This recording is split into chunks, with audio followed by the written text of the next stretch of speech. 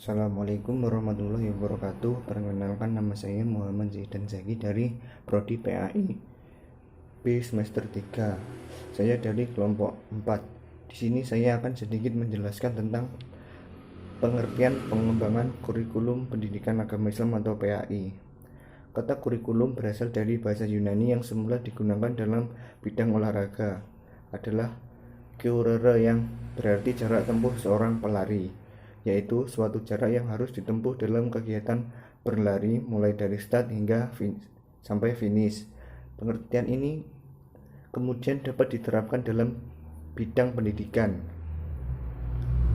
Pengertian kurikulum pendidikan agama Islam yang ada di lembaga pendidikan sebenarnya tidak jauh berbeda dengan kurikulum secara umum. Perbedaannya hanya terletak pada sumber pelajarannya saja.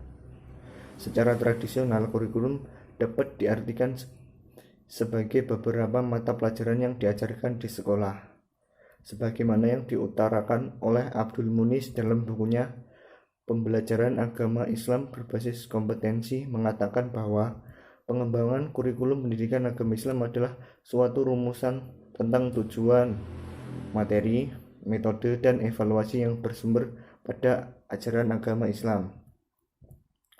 Pendidikan agama Islam adalah upaya sadar dan terencana dalam menyiapkan peserta didik untuk mengenal, memahami diri, menghayati hingga mengimani ajaran agama Islam, dibarengi dengan adanya tuntutan untuk menghormati penganut suatu agama lain dalam hubungan dengan kerukunan antar umat beragama hingga terwujudlah kesatuan dan persatuan bangsa. Sedangkan menurut Sutopo, pengembangan kurikulum adalah suatu kegiatan untuk menghasilkan kurikulum baru melalui langkah penyusunan kurikulum atas dasar dari suatu hasil penilaian yang dapat dilakukan selama periode tertentu. Jadi, pengembangan kurikulum ini berarti sebuah perubahan dan peralihan dari satu kurikulum ke kurikulum lainnya, dan perubahan ini berlangsung dalam waktu panjang.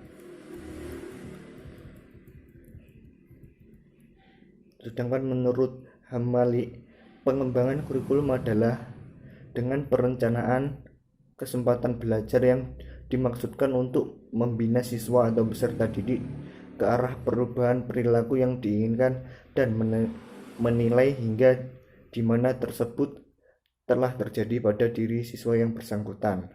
Oleh karena itu, kurikulum suatu proses perencanaan yang menghasilkan alat yang lebih baik dengan didasarkan pada hasil penilaian terhadap kurikulum yang telah berlaku, sehingga dapat memberikan kondisi yang sangat lebih baik. Dari pengertian di atas dapat disimpulkan bahwa pengembangan kurikulum menunjuk pada kegiatan menghasilkan kurikulum. Kegiatan ini lebih bersifat konseptual daripada material. Yang dimaksud dalam pengembangan ini adalah penyusunan, pelaksanaan, penilaian, dan penyempurnaan yang selanjutnya menghasilkan kurikulum baru sebagai hasil dari pengembangan yang dilakukan.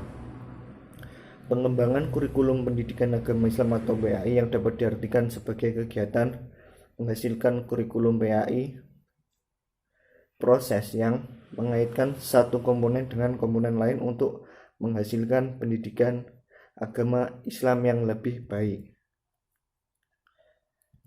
Dari perbedaan pandangan tersebut, dapat dipahami bahwa pada dasarnya ada 3 pengertian kurikulum yang berkembang hingga saat ini.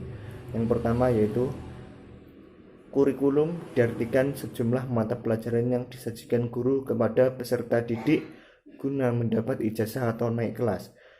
Ini berarti kurikulum dipandang hanya sekedar memuat dan dibatasi pada sejumlah mata pelajaran.